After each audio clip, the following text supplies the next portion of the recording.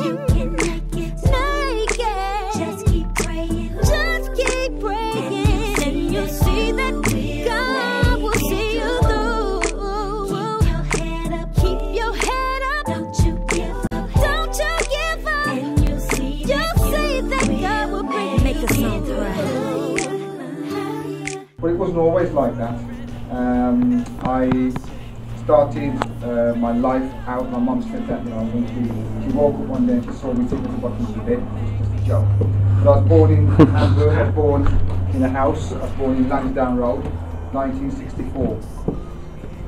And not long after I was born, a few years after, Mum and Dad split up, and we grew up just with our mum. There's 5 of us, and we grew up in the sort of late 60s, and through the most of our life, and it was just quite a struggle. And it was my mum with 5 of us, just trying to get through life, and that's not an uncommon story, but that's what basically happened with us. And it was really, really difficult time. Mum had to leave us at home, and we had to really fend for ourselves and just try and survive. Me and my sister, the 2 oldest ones, had to sort of babysit and look after the younger ones. We were called latchkey kids. I'm not sure if you know what that means. We had to go home, and there was a string, with a key on the inside of the letterbox, and you push your hand through the letterbox and you pull the key out and let yourself in. So we were latchkey kids. We had to get ourselves to school and come home and sort ourselves out. That was what life was in the sort of early 70s and sort of late 60s. Anyway, while growing up, I was just a normal guy. I used to hang around on the streets. We didn't have that sort of guide or that moral sort of focus. But one thing with me particularly, I was always in tune with something that was greater than me. I always felt there's a spiritual force out there, even from a very early age. So I was really conscious about something greater than me, but I didn't know what it was. So I was always thoughtful and thought about that. And so as I went through life, I was always kind of thinking about what I would do. As I grew up, I remember 1974 being rushed to hospital and coming up in all these sores, not really sure what was wrong with me.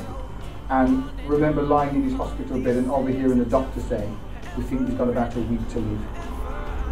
And as a young kid, covered in sores, not really knowing what it was, I'm just hearing that, and I'm just lying in his bed. And thank God I managed to get through that.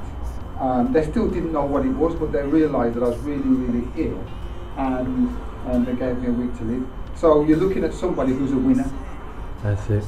Despite some obstacles, you realise that I'm a winner. I went through life and realised that I had depression. From a really young age, suffered with this depression, and having to sort of battle my way through the sort of low swings and the upswings, and just having to cope with that, really thinking that, oh God, everything's gone wrong, and what am I going to do? Got no one to turn to, and feeling really lonely. Age of 11, prior to that, I used to go around in a gang, and a little gang, and realising at the age of 11 that people I thought were friends weren't friends really. And they kind of hurt me a lot, and I just thought to myself, yeah, well, this is not really, probably people aren't that great. So I became quite alone, and I decided that didn't want to continue with the struggle that we had. We lived in a high-rise flats. First of all, we moved away from where we lived in Hansworth. We ended up in Smethwick, in the Black Country, and we lived in a rat-infested house. I'll never forget, we ended up, we left 1970 from Hansworth, and we ended up in this rat-infested house. And I remember opening doors, and all we heard was squeaking rats running around the floor, and we were excited. We never had seen rats before. And we lived in that room. All of us slept in one bed for 4 years. My mum with the kids, and we just grew up. That's how we grew. And we remember at night we'd hear the rats running around on the floor, and we got to a point where we gave them names. We got that used to it, because we didn't understand that it was a rat-infested house and it wasn't good. Anyway, we went through that, and that's how we grew up. That was life for us. We didn't know any different, so it wasn't what we deemed as hard life. It was just life. Anyway, growing up, we moved to another part of Smithwick, and as I said, I got into the gangs and realised that I just didn't feel comfortable. Long and short of it, I decided that I wasn't going to have any more friends. I'll just be a person that can get on with everybody in life, and I wasn't emotionally attached to anyone. And I'm still the same today. That's exactly how I cope with some of the pressures.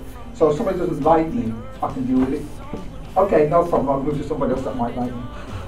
And that's how I deal with life. That was my strategy for coping. So I went through life and decided that at the age of, I remember sitting at home in this high-rise block of flats where we used to live, and you know, it was a pity, you know, they urinated in the lift, and you know, you have to hold your breath on the ground floor till you got to the 7th floor, and then come out the lift and then come out and breathe.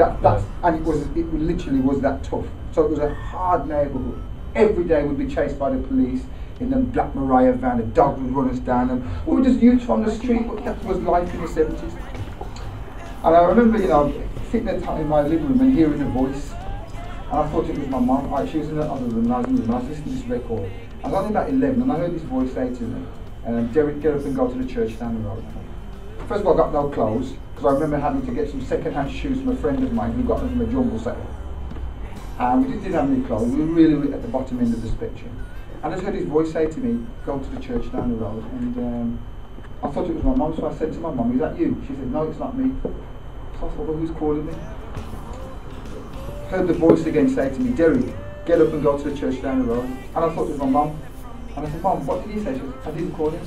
So the third time, the voice said to me, go to the church down the road. And I said, I've got no clothes, doesn't matter, just go as you are. Got up and I said, Mum, I'm going to church. She was shocked now because this little street urchin suddenly come and said, I'm going to the church. And I went to the church when I was about 12 years old roughly, around about when I went. And I'm now 46 on next week, on the 17th of June, and I've been in church ever since. So that's how I actually joined the church, and that's just been a fundamental drive in me, and it was a real call. And I was very fortunate that I wasn't preached to in church, I actually heard a proper call. And I've been a devout Christian, an ordained minister in the church, the Apostolic Church. Anyway, so as I grew up 12, I still struggled at times with, you know, loneliness and feeling a sense of, you know, helplessness at times. And it was my faith that kept me focused on at least doing something. I wasn't sure what it was.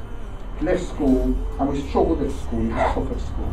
Left school and wasn't really sure what to do. Anyway, I ended up being an electrician, going to college in West Bromwich, and I became an electrician. And when I was about 19, I was diagnosed, probably early, I had another problem with my joints. I was about 19, I ended up on walking sticks and crutches, and going to the doctor and said, you've got arthritis. And my sister struggled at school, and she had her kneecaps taken out when she was just leaving school. And they said, your kneecaps have gone, your cartilage have gone, you're going to have your knees. And I realise now that it's a hereditary problem with my family. So my dad's now disabled with arthritis. So it runs in the family. So I was an arthritis, been an electrician, qualified electrician, just qualified, ended up on crutches.